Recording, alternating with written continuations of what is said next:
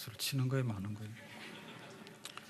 자, 오늘 칸타타가 있어가지고 절반으로 줄여서 끝내야 되겠습니다. 자, 오늘 신명기를 읽어야 되는데요. 신명기 1장 5절 다 같이 봅시다. 시작. 모세가 요단 저쪽 모압 땅에서 이 율법을 설명하기 시작하였더라. 일러스되. 그래서 신명기는 어디서 지금 말한 겁니까? 모압 땅은 어디죠? 요단강이 있으면 요단강 동편. 그래서 이제 애굽을 떠나가지고 광야 생활을 40년을 했어요. 40년 해가지고 모압 땅까지 와서 요단강을 건너가면 그 다음에 이제 가나안 땅으로 가게 되는 거죠. 그래서 출애굽 40년째, 주전 1407년경 정도. 그러니까는 지금 주 2012년이니까 2012년 더하기 1400년 하면은 한 3400년 넘어 그 전에 이제 모압 땅에서 모세가 한 말씀이 이제 신명기입니다. 그러니까 신명기 그러면은 이해를 잘 못하는데 디우트로노미 그러면은 그 두 번째 율법이다 이런 뜻이거든요. 두 번째 율법. 그럼 첫 번째 율법은 뭐예요? 첫 번째 율법은 그 출애굽해가지고 시내산에서 나왔을 때 그때 이제 하나님께서 이렇게 살아라 말씀 주셨죠. 근데 40년이 지나고 난 다음에 또 이제 이렇게 살아라 하는 거예요. 그럼 이거 재탕이냐? 재탕은 아니에요. 왜냐가 하면은 그 처음에 나온 그 세대는 40년 동안에 다 죽었어요. 뭘 기준으로? 나이 20살 이상 어른 기준으로 볼 때 말 안 들어가지고 광야에 다 죽었다고. 그러니까는 지금 있는 세대는 20세 밑에 세대들이 40년이 지난 거죠. 그러니까 그런 새로운 세대가 가나안 땅에 들어가서 어떻게 살 것인가를 다시 말하는 거죠. 그러니까 똑같은 거를 반복하는 리피트는 아니고요. 다른 세대에게 다른 감동으로 말하는 거예요. 그런데 다른 세대에게 다른 감동으로 말할 때 그 내용은 뭔가 하면 단순하게 법 1조 1항은 이런 거고 1조 2항은 이런 거고 그런 식으로 하는 그런 건 아니에요. 그래서 이거는 그야말로 그 모세의 고별 설교거든요. 모세가 이제 죽기 전에 마지막으로 이제 너희들이 이렇게 살아야 돼. 그러니까는 모세가 설교할 때 그 기분이 어떻겠어요? 그야말로 혼신의 힘을 다해서. 그리고 이제 가나안 땅에 들어가게 되는데 이게 젖과 꿀이 흐르는 땅이잖아. 근데 젖과 꿀이 흐르는 땅에 가가지고 엎어져서 그냥 잘못 살면 안 되죠.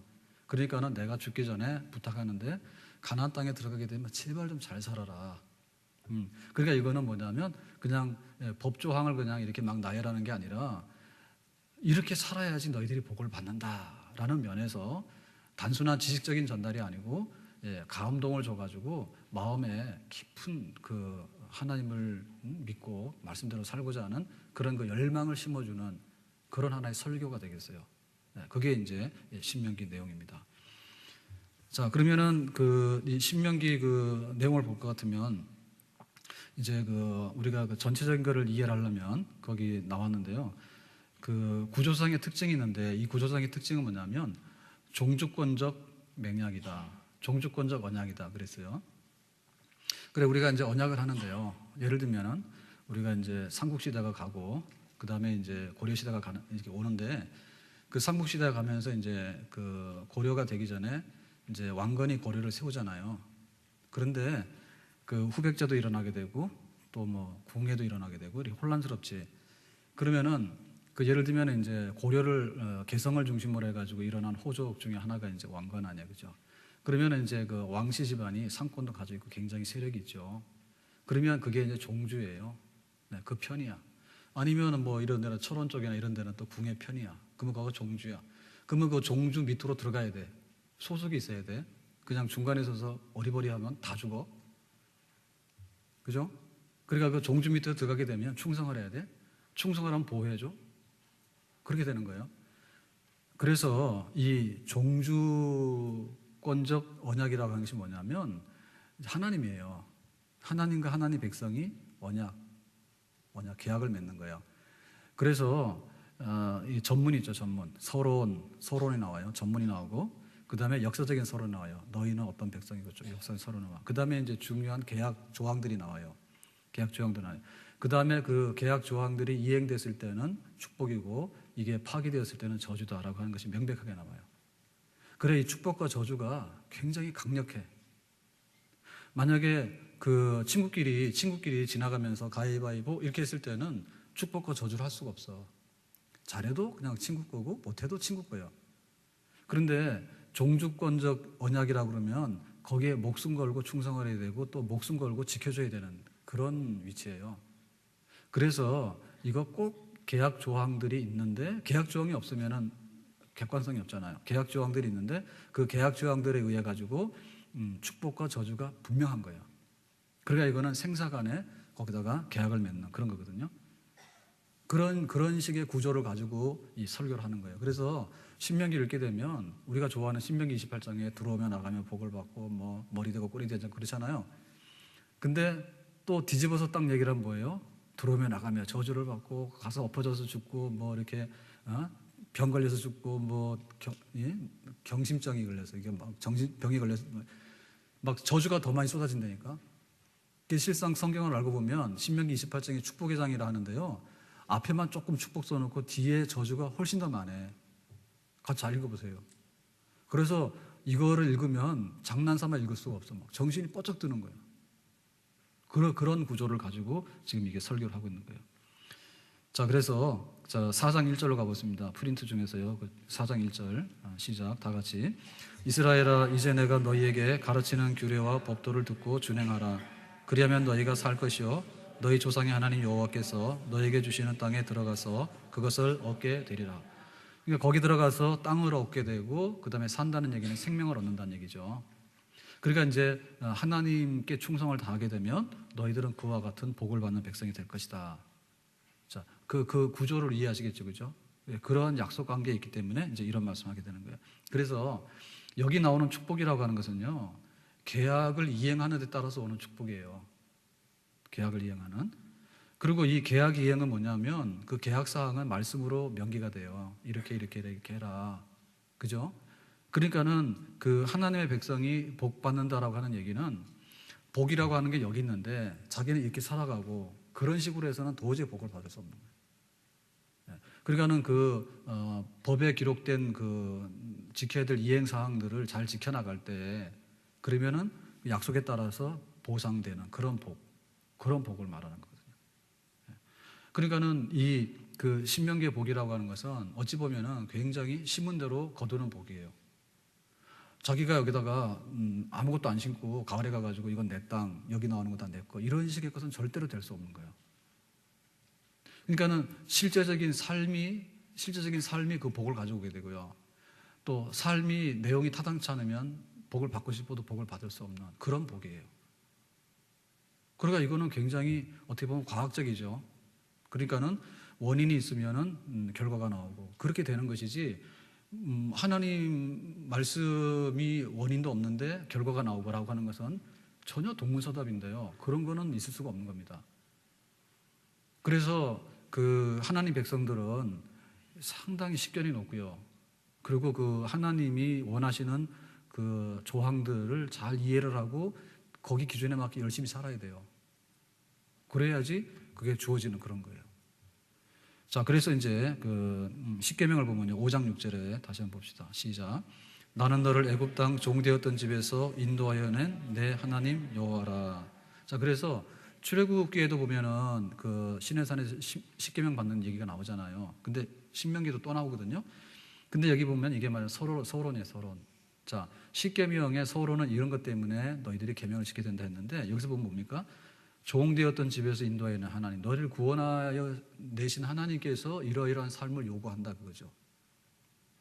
그러니까는 우리가 어떤 계명을 지키는데 그 계명을 지켜서 이렇게 살아가는데 이유가 없으면 안 돼요.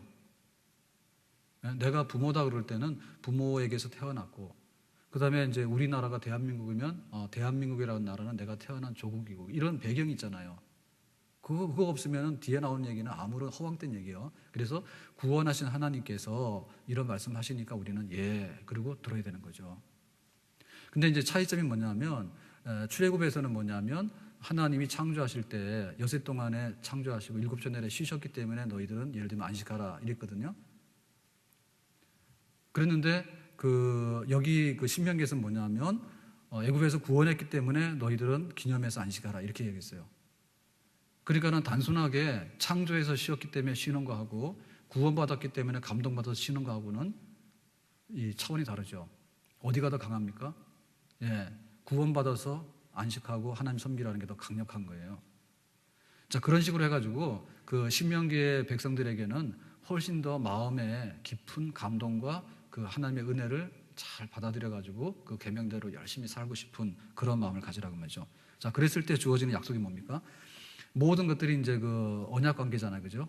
높으신 그분 뜻을 따를 때 우리가 어떻게 되는가에 대해서 반드시 말한다 그거죠, 그죠? 자, 그래서 33절이요. 5장 33절 시작. 너희 하나님 여호와께서 너희에게 명령하신 모든 도를 행하라. 그러면 너희가 살 것이요 복이 너희에게 있을 것이며 너희가 차지한 땅에서 너희의 날이 길리라. 자, 근데 여기도 마찬가지로 잘 산다는, 그러니까 땅 차지한다는 얘기하고 오래 산다는 얘기예요. 그러니까 우리가 이걸 생각하면 하나님을 잘 섬기면은 200살 살고 그 다음에 아파트 평수가 넓어지겠네, 이제 이렇게 생각하거든요. 근데 그런 뜻은 아닙니다. 자, 여기서 땅 많이 차지하고 오래 산다는 얘기는 무슨 뜻입니까? 그냥 간단하게 얘기하면 삶의 질입니다. 삶의 질이 뭐예요? 삶의 질이라고 하는 것은요, 하나님께서 주시는 그런 지혜로움을 받아들여 가지고 그 수준이 높아지는 거예요. 그러니까는 짐승은 짐승이고 사람은 사람이에요. 근데 사람도 사람 나름이지. 예를 들면 자본주의 사회가 펼쳐지잖아요. 그러면 자본주의 사회가 나중에 아주 흉악해지면 뭐냐면 재벌 몇 사람이 90% 돈 다 가지고 있다고. 그럼 나머지는 다 노예야. 그런 거 하면 안 된단 말이죠. 그러니까는 자유하되 평등하고. 사실 그게 삶의 질이죠. 예? 우리가 주일날 와서 예배드리고 이렇게 하잖아요. 이게 굉장히 수준이 높은 겁니다. 수준이 높은 건데 주일날 나가서 막 일하잖아요. 주일날 나가서 일하는 사람이 수준이 굉장히 낮은 사람이요. 그럼 월화수목금토 일하고 또 주일날 또 일하고 그럼 언제 쉬어요? 수준이 낮은 거예요. 그러니까는 하나님이 의도하고 계획한 그 삶의 수준이 있죠. 예, 그거를 우리가 마음껏 누리는 거예요. 그게 바로 땅을 많이 차지하고 오래 사는 거예요. 그러니까는 실제로 살아가면서 굉장히 수준 높은 그 하나님의 나라, 그러니까 정권, 하나님께서 왕이신 그 왕국이 건설되는 역사가 이런 계명들을 잘 지켜 준행할 때 이루어진다, 그렇게 했어요. 자, 그래서 이것들을 어떻게 했냐면은 이제 교육 강령으로 이제 표현하죠. 교육 강령으로. 자, 그래서 거기 들으라 이스라엘아, 그 쉐마인데요. 이스라엘의 교육 강령인데 거기 보면 이럽니다. 4절에 이스라엘아 들으라, 들으라 이스라엘아, 우리 하나님 여호와는 오직 유일한 여호와시오니. 자, 여기서 유일하다고 하는 건 뭡니까? 하나님이 유일하다고 하는 것은 원갓 올리갓, 올리갓. 그래서 이거는 숫자 개념의 하나. 그러니까 이거는 흔히 말해서 단일신이라죠, 그죠? 하나님은 단일신이 아니고 하나님은 온리갓. 그래서 탁월하신 유일하신 분, 라이벌이나 비교할 대상이 없는 아주 뛰어나신 분, 그런 뜻에서 유일신입니다. 네. 그런 하나님을 우리가 섬긴다, 이렇게 말했어요. 그러니까는 그 하나님에 대한 어떤 그 우리의 그 바라봄이 다른 데는 한눈을 팔 수 없는, 그런 높으신 절대적인 그런 영광과 존귀를 가지시는 그분 하나님을 섬긴다. 자, 그럴 때 어떻게 합니까? 너는 마음을 다하고 뜻을 다하고 힘을 다하여 내 하나님 여호와를 사랑하라. 그래서 마음, 뜻, 힘 다하고 하는 것은 3번 하는 건데 3번을 계속해서 하고 하는 것은 뭡니까? 강조하는 법입니다. 그죠? 그러니까 하나님을 굉장히 사랑하라. 하나님을 힘껏 최선을 다해 사랑해라. 자, 그 다음에 6절에 내가 내게 명하는 이 말씀을 너는 삼가 마음에 새기고, 그렇죠? 마음에 새기고. 자, 마음에 새긴다는 건 뭡니까? 그건 인격입니다. 머리에 새기면 안 돼요. 머리에 새기면 이게 IQ만 높아가지고요, 이게 아주 그 잔머리만 굴리는 사람이 돼. 하나님 그렇게 생각하면 안 돼. 하나님은 탁월하신 분인데 우리가 할 수 있는 것은 최선을 다해서 사랑하는 건데, 최선을 다해서 사랑하는 건 마음의 문제예요. 마음에. 그러니까 우리의 전 인격성의 문제고 우리의 삶이 고스란히 하나님께 드려져야 되는 그런 방식의 사랑이라는 얘기입니다. 자, 그래서 7절에 보니까 그랬어요.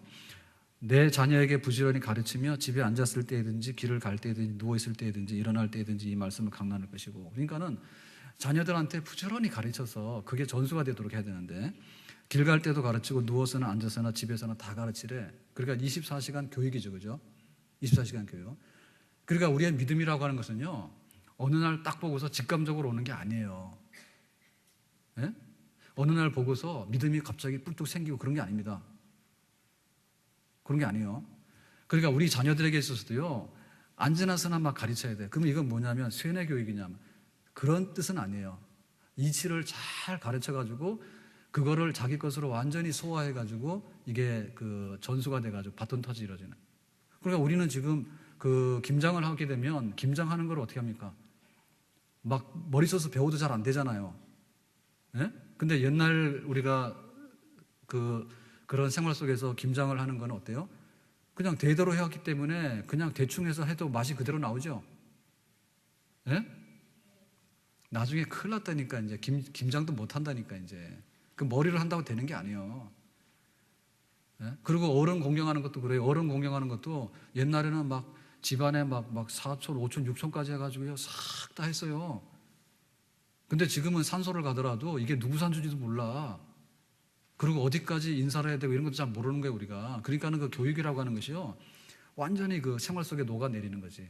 그래서 하나님 섬기는 게 너무너무 잘 돼 있고 그 다음에 이것이 자동으로 자녀들한테 싹 내려가는 상태, 그런 상태를 만들어가. 그래야지 이게 신명기 하나님이 복 주시는 백성으로서 삶을 우리가 갖게 되는 거예요.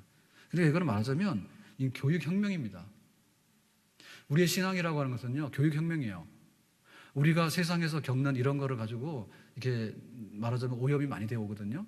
근데 그런 거를 씻어내고 교회에서 이거를 교육을 잘 시키고 신앙교육을 잘 안 시키면 우리 성도들이 온전하게 복받는 사람이 못 돼요.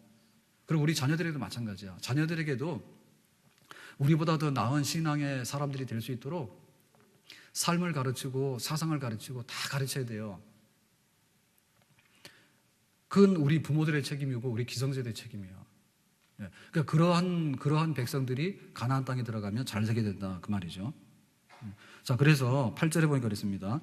그것을 내 손에 매어 기호를 삼으며 내 미간에 붙여 표로 삼고. 그러니까 하나님 말씀을 이 손목에다 매고 그 다음에 미간에다 붙이고 이렇게 하라 했어요. 지금 우리는 하고 다녀요, 안 하고 다녀요? 안 하고 다니죠. 빨리 하세요. 여기다가 오늘 말씀 딱 하나 새기고 여기다 하나 말씀. 그러면 미친놈이라 할 거예요.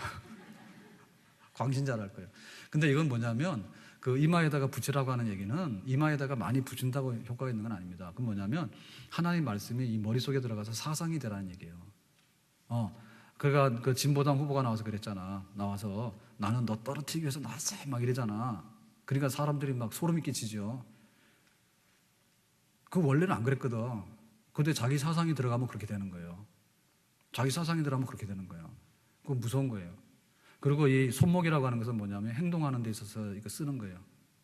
모든 행동은 일단은 손이 움직여줘야지 행동이 되는 거예요. 그래서 우리가 하나님의 뜻을 알아가지고 사상이 바뀌고 그 다음에 딱 움직이게 되면 그쪽으로 가는 거예요. 네, 그렇게 이게 이제 말하자면 행동화되는 거죠, 그죠? 이러한 백성으로 너희들이 가르치면서 전수해 나가라. 그리고 9절에 너의 집 문설주와 바깥문에 기록할지니라. 그러니까 문설주는 이게 문지방입니다, 그죠? 기둥. 거기하고 이제 바깥문에 대문에 하라. 그러니까 뭐냐면 출입하는데 그 출입이라고 하는 것은 뭐죠? 출입이라고 하는 것은 그야말로 대원칙입니다, 그죠? 대원칙. 그래서 이러한 그 백성으로서 말씀 공부를 잘하고 이 말씀으로 인해 가지고 그야말로 하나님이 그 약속한 것이 다 100% 축복으로 여기에 나타날 수 있게끔 그런 백성이 되도록 해라 이렇게 말씀하셨어요.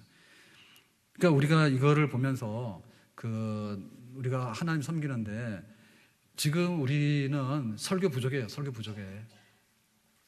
그러니까 감동 더 받아야 되고요. 그리고 가르치는 게 부족해. 더 많이 가르쳐야 돼. 더군다나 이것의 주인은 누구냐면 목사님이 아니에요. 지금 이거 하라고 하는 것은 뭐냐면 너 그랬는데 너는 뭐냐면 집의 가장입니다. 가장.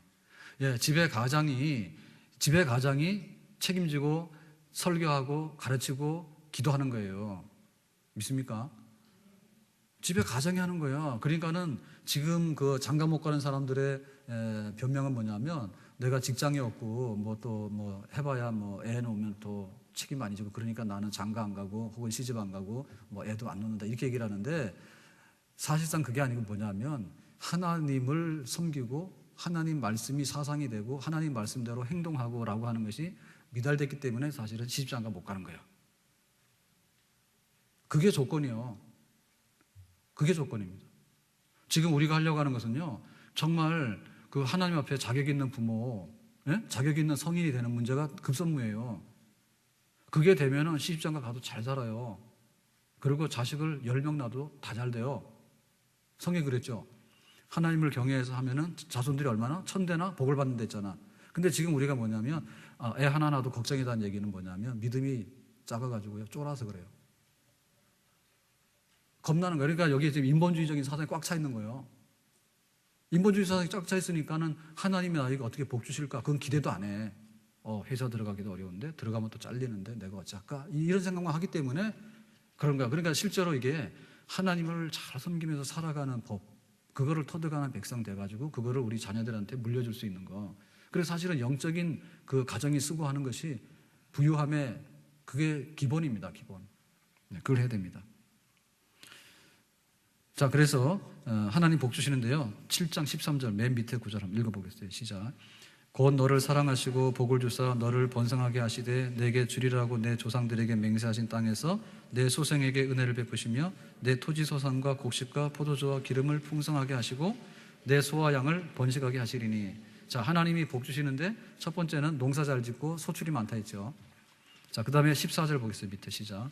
내가 복을 받음이 만민보다 훨씬 더하여 너희 중에 남녀와 너희의 짐승의 암수에 생육하지 못함이 없을 것이며. 그러니까 짐승들이 번성한다 했죠. 우리는 지금 농사도 안 짓고 목축을 안 하잖아요.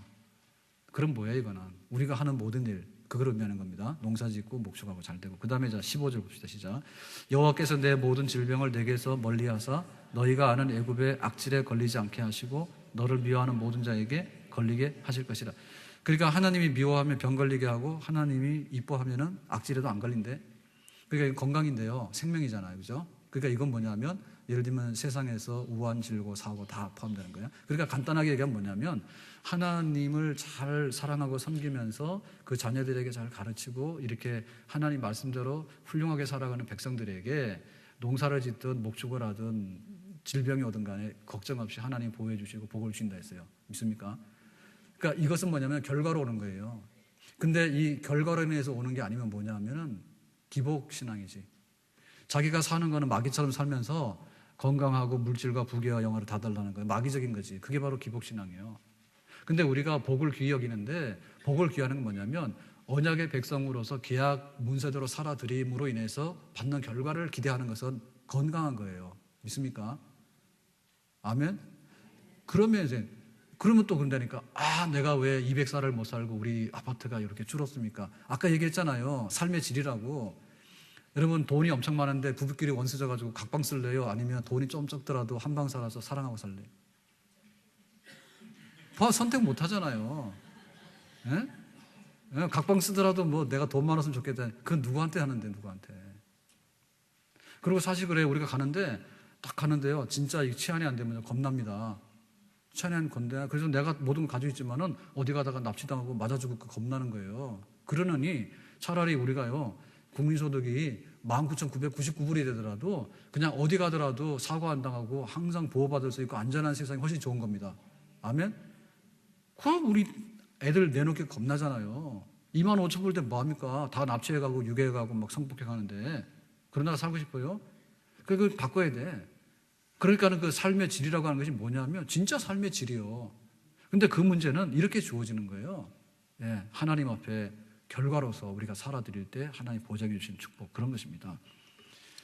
자, 그러면 9장 6절로 가보겠어요. 9장 6절 시작. 그러므로 내가 알라 내 하나님 여호와께서 내게 아름다운 땅을 기업으로 주신 것이 내 공의로 말미암음이 아니니라. 너는 목이 곧은 백성이니라. 그러니까 이제 가나안 땅에 잘 살려고 그러면 말씀대로 살아야 되는데 가끔가다 착각해가지고 우리가 재주가 좋네 이렇게 하지 마라.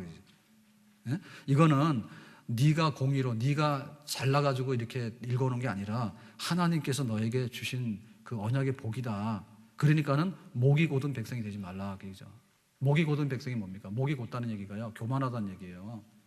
우리가 이만했으니까는 하나님 없이도 우리가 다 해놓은 거야를 목이 곧은 백성, 마음이 강팍한 백성, 이거 되지 마라. 그래서 그 정말 하나님의 은혜로 이제 우리가 살아갑니다라고 하는 그 마음 변하면 안 된다. 예?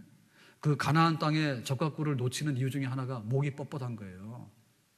그러니까 교회 올 때요, 처음에는요 나름대로요 다 은혜 받으러 왔어요. 근데 어느 순간인가요 목이 곧아가지고요 은혜 안 받아도 될 것 같아요 이렇게 한다니까. 그리고 또 문제는 뭐냐면 이게 옛날 생각을 잊어버려 가지고요 옛날에 우리가 왔을 때 내가 얼마나 절박하게 기도했던가 이런 게 없는 거예요, 이제는. 그래서 뭐 안 되면 말고 이렇게 하니까 배짱 편한 거지. 그러니까 그렇게 되면은 이 가나안 땅에 젖과 꿀이 흐른다는 것은요, 하나님 거둬가신다 얘기지. 예, 철저하게 처음 사랑 간직하고 우리가 노예된 백성으로서 광야를 또 돌아다니던 그런 방황하는 백성들인데 어떻게 여기 와서 살게 됐는가는 하나님 은혜인데 이거 잊어서는 안 되겠다는 것을 계속해서 하도록 해라. 자, 그래서 이제 그 이스라엘이 마음이 이렇게 목이 고다가지고 실패했던 것들이 있는데요.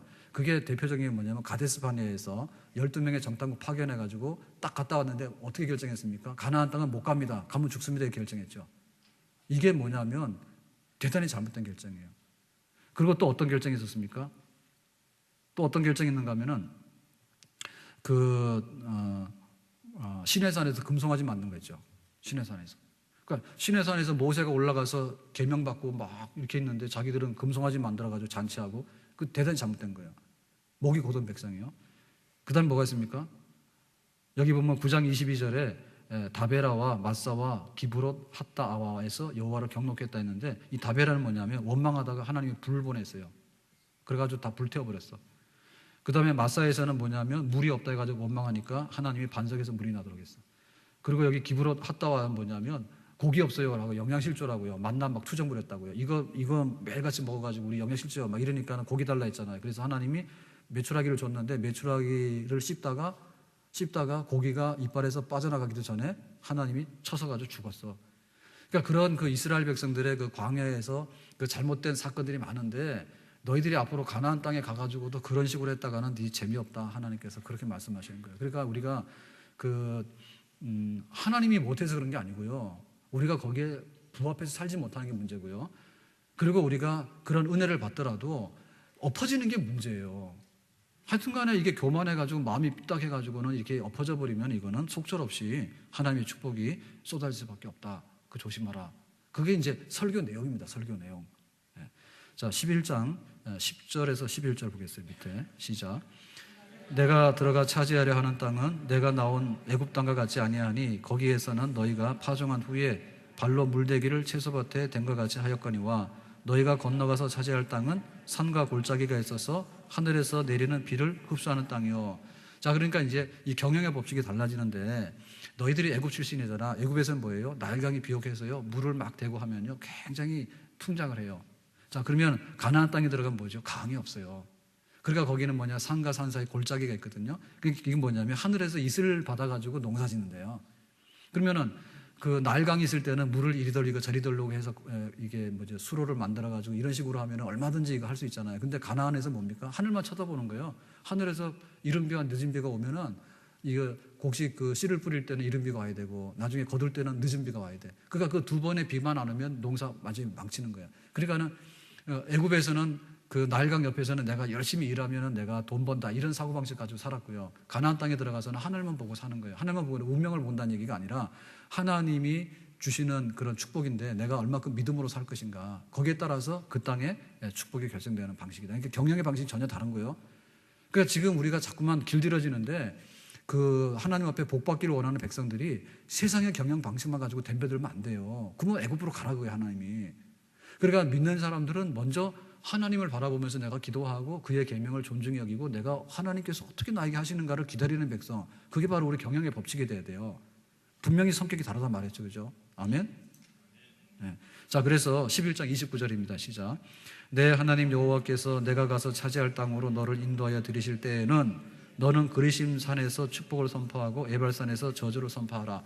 자, 해가지고 그 축복과 저주라 했는데 이것은 뭡니까? 아까 종주권적 언약이라 했으니까는 그 주인 앞에서 우리가 약속한 대로 축복과 저주는 분명히 와야 되는 겁니다. 그러니까는 한쪽에다가는 그리심산에다 6지파를 세우고 에발산에 6지파를 세워가지고 하나님이 이렇게 하면은 복을 주시고 그러면 아멘 하는 거예요. 그런데 이렇게 하면 하나님이 저주하시고 하면 뭐예요? 또 아멘 해야 돼. 그래가지고 하나님의 축복과 저주를 그 자리에서 듣고서 아멘으로 화답해가지고 체험하도록 하는 거. 그거 하라 했어요. 그러니까 우리가 이렇게 살아가는데 그 우리의 열심이요 얼마나 열심히 되냐면 진짜 이게 뜨거운 열심이 돼야 돼. 예, 뜨거운 열심이 돼서 내가 하나님 앞에 이렇게 살아가는 이것은 정말 하나님의 축복이 있다라고 하면은 아멘이고요. 내가 이렇게 하는 것은 이건 하나님의 저주거리다 생각하면 그거 딱 멈춰야 돼요. 근데 간이 너무 커요. 간이 너무 커가지고 막 간다니까. 세상 사람들도요, 막 가면 안 됩니다. 왜냐하면 이렇게 경영의 법칙이 있는데 경기가 어려우면 투자를 함부로 하면 안 되고요. 예? 자기가 범법행위하면 잡혀가는 거예요. 그러니까는 할 때는 하지만 안 할 때 안 하잖아. 근데 하나님 백성이 하나님이 다 선포해냈다고 축복과 저주를 해서 선포해서 아멘 그랬는데 우리가 딱 하고 우리가 서 있는 땅은 축복의 땅이지 저주의 땅 둘 중에 하나야. 근데 간이 너무 커. 그래가지고 내가 여기 있어도 나는 축복을 받으리니 하는데 거기는 저주받는 땅이야. 그거 우리가 알아야 돼요. 그러니까는 하나님 앞에요 굉장히 열심히 있어야 돼. 네? 굉장히 열심히 있고 막 이번에 그 전교조 문제 나오잖아요, 그죠? 전교조 나오면은 교육을 하자는 거예요, 아니면 아예 뭐 사상을 틀어 바꿔가지고 지금 뭐 다른 사상을 심어주는 거예요. 만약에 그것이 좀 변질이 되잖아요. 그러니까 교육학의 문제가 아니라 이게 어떤 정치라든지 세상의 이념의 문제라고 한다면은 많이 벗어나잖아요. 그럴 때 그 세대들이 와서요, 북한이 뭐냐 할 때는 만약에 그런 그 우리의 관점 같은 것이요, 바뀌어지게 되면요, 그건 대사변이 일어나게 되는 거예요. 그러니까 우리가 살아가면서 하나님 섬겨서 축복의 땅에 있다, 아멘, 그거 하고 내가 이거 하면 저주받는다, 아멘, 그거 하고를 그냥 물에 물 턴다, 술에 술 턴다 하면 안 된다니까. 그럼 막 눈이 번쩍번쩍 해야 돼. 예? 실제로 그래야 됩니다. 그런 백성이 되도록 하나님께서 원하시는 거예요. 아멘. 자, 14장 22절하고 오늘 마치겠습니다. 14장 22절 시작. 너는 마땅히 매년 토지 소산의 11조를 드릴 것이며. 그래서 여기 이제 11조 얘기하는데요. 오늘 여기까지만 하겠는데요. 그 11조 그러니까 잘 모르는데 이렇습니다. 11조는요, 세 가지 종류가 있어요. 첫 번째는 뭐냐면 이 용도가 뭡니까? 용도는 그 성전과 또 하나님의 사역에 관계되는 것을 수종드는 레위 지파의 생활비입니다. 예? 그러니까는 교회를 섬기고 하나님의 사업을 하는 데 있어서 필요한 것이기 때문에 11조 떼는 거예요. 11조 드리는 거예요. 그러면 레위 지파가 받은 11조는 또 11조를 떼서 누구한테 줘요? 제사장에게 주는 거예요. 그러니까 어쨌든 레위 지파나 제사장이나 할 것 없이 세상 일에 얽매이지 않고 하나님 일에 헌신할 수 있도록 하는 뒷받침 11조예요. 그거는 뭐냐? 레위 지파 빼놓고 다 하는 거예요. 그게 첫 번째 11조고요. 두 번째 11조는 뭐냐면 10의 1을 떼면 10의 9가 남죠. 그러면 10의 9가 남을 때 그 중에 11조를 떼가지고 이 성전에 나가가지고 온 가족이 즐거워하며 음식을 먹는 그 비용이 그 나머지 11조예요. 두 번째 11조예요. 예? 성도들과 교제하면서 함께 즐거워하는 잔치하고 하는데 들어가는 비용을 나머지 10의 9 중에서 10의 1로 떼는 거예요. 두 번째 11조. 세 번째 11조가 뭐냐면 그 성전에 올라가서 함께 기뻐해서 음식 먹고 하는 이런 비용으로 뗐던 11조를 1년, 2년 때는 하다가 3, 6, 이렇게 3년, 6년 이렇게 될 때는 뭐냐면 이번에는 우리끼리 먹지 말고 가난한 성도들에게 나눠주자. 3년마다. 그게 가난한 자들에게 주는 3년째 오는 그 11조예요. 그러니까 그렇게 규정을 했어요. 그럼 이거는 뭐냐면 사상이 뭐냐면 아까 얘기한 대로 그 애굽에서는 물을 잘 돼가지고 이게 관계 수로 같은 거를 정비하면은 이게 다 소출이 늘어난다 그런 사상을 가지고 살지만은 가나안 땅에는 그런 거 할 수 없다니까. 가나안 땅에는 골짜기에 하늘에서 오는 이슬비 맞아가지고 농사짓는 이런 척박한 땅인데 하나님 복 주시면 잘 되는 땅 그런 땅이거든요. 그러니까 얻는 우리 생활의 모든 것은 뭐냐면 하나님 거다. 하나님 주신다 그거죠. 네, 그거에 그러니까 이거를 인정하지 않으면 이거는 하나님이 왕이 되고 종주가 되는 백성의 그 기본이 안 되는 거야. 여러분 소유권에 관해서 인정이 안 되면 예를 들면 대한민국 사람이 대한민국에서 법적으로 요구하는 예를 들면 우리가 무슨 소득세라든지 뭐 혹은 뭐 취득세라든지 이런 거 하는데 그거를 안 하고 대한민국 살아갈 재간이 있습니까? 내일 모레 군대 가는 자녀가 둘이요. 에? 우리 정선욱 집사님 A, B 둘이 있는데 A 집사님 아들이 군대 간대. 오늘 예배 시간에 끝나고 나갔더니 그래서 어디냐 했더니 그 306 의정부 보충대 간대요. 그랬더니 또 아까 그러는데 또 우리 오정석 집사님 아들도 내일 모레 또 306 간대. 그 둘이서 연락해서 잘 지내라요. 가는데 군대 안 가면 어떻게 됩니까? 군대, 납세, 교육 그거는 우리 국민의 기본이라는데 그거를 안 하게 되면 한마디로 말해서 국민의 권리에서 뽑아냅니다. 그러니까 이게 예를 들면요, 가나안 땅에 들어가서 잘 사는 비결 그랬을 때 하나님 주시는 축복을 가지고 살아가는 백성이 그 땅의 주인이 누구고 그 땅의 양식 주신 이가 누군가에 대해서 시인이 안 된다면 안 되는 거지. 그러니까 이거는 지금도 유효한 거예요. 지금도 유효한. 그래서 우리가 하나님 백성으로 살아가는 데 있어서요, 정말 복 받기를 원하면요, 그 기복주의를 하지 말고요, 계명에 열심을 내세요. 하나님 나라의 강령에 맞는 열심을 내게 되면 하나님께서 반드시 복을 주실 줄로 믿습니다. 아멘.